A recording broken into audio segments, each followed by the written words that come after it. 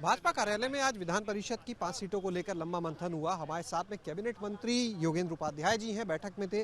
Sir, 5 सीटें विधान परिषद की, 3 खंड स्नातक की हैं, 2 शिक्षक की हैं। क्या मंथन रहा, क्या रणनीति? चुनाव कैसे जीता जाए, इसके लिए जब मतदाताओं से संपर्क ही सबसे बड़ा है और मतदाताओं से संपर्क कैसे किया जाए, इसी पे चर्चा हुई है। किस तरह से अभियान आगे चलेगा? लोग जो आपके मतदाता है वहां तक कार्यकर्ता किस तरह जाएंगे, क्या मतदाता सूची के माध्यम से मतदाताओं तक कार्यकर्ता पहुंचेंगे, पोलिंग स्टेशन वाइज एक ढांचा खड़ा करके। क्या कुछ ऐसा भी आंकड़ा बनाया कि कितने लोगों के, कितने वोटर पे कितने कार्यकर्ता रहेंगे, ऐसा कुछ स्ट्रेटेजी भी बनी है? एक पन्ने पर एक कार्यकर्ता। तो आपने यहाँ पर सुना कैबिनेट मंत्री योगेंद्र उपाध्याय को, जो बैठक में मौजूद थे। आगरा क्षेत्र से आते हैं, उन्होंने बताया कि कार्यकर्ताओं को भी जिम्मेदारी दी गई है, एक एक बूथ तक, एक एक वोटर तक कार्यकर्ताओं को पहुंचना है, जिससे कि विधान परिषद की इन 5 सीटों पर कमल खिलाया जा सके। हमारे साथ में इस समय भाजपा सांसद रीता बहुगुणा जोशी जी हैं, बैठक से बाहर आई हैं। उनसे बातचीत करेंगे और जानेंगे कि आज किस तरह से रणनीति बनी विधान परिषद सीटों के लिए। मैम, 5 सीटों के लिए क्या मंथन हुआ, क्या रणनीति बनाई गई? रणनीति नहीं होती है, एक पार्टी की एक चुनाव की रचना होती है।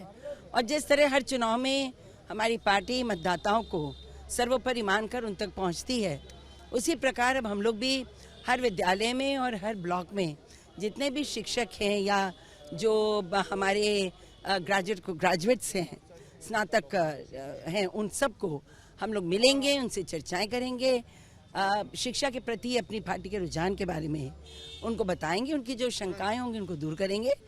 और 2020 के बाद से इन दोनों चुनाव में भारतीय जनता पार्टी को अच्छा परिणाम मिल रहा है।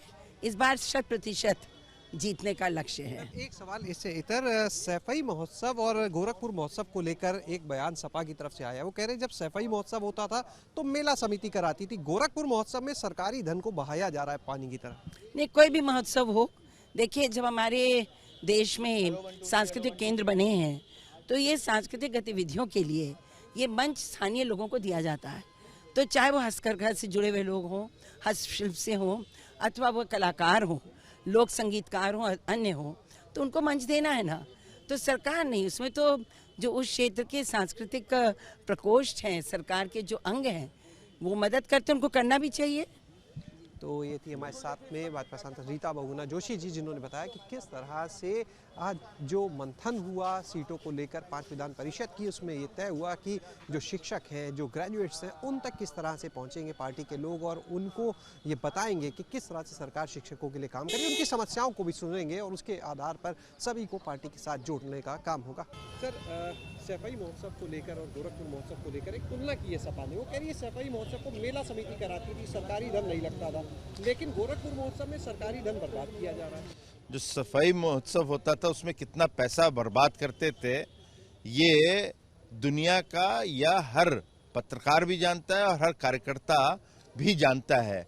और उसके अंदर ये बॉलीवुड का एक शो होता था, नहीं सांस्कृतिक कार्यक्रम होता था, जिसके अंदर भारतीय संस्कृति का बढ़ावा करते हैं, जो गोरखपुर में हो रहा है। यही नहीं, जो एक बड़ा विषय है कि जो गरीब तरह का व्यक्ति है, उसके जो हम लोग प्रोत्साहन देते हैं, 1 डिस्ट्रिक्ट 1 प्रोडक्ट, उसका पूरा मेला लगता है। तो लोगों को प्रोत्साहन के साथ साथ हम लोग उनके लिए एक मार्केट भी तैयार करते हैं। तो ये कभी आके देखेंगे समाजवादी के पार्टी के लोग, जब उनको समझ आएगा। ये माइक्रो मैनेजमेंट होएगा, उसके बारे में आज पूरी प्रदेश अध्यक्ष और उनके संगठन महामंत्री जी के साथ बैठ के करी है।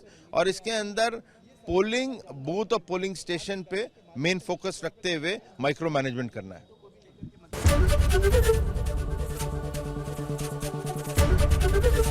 एबीपी गंगा, खबर आपकी, जुबान आपकी।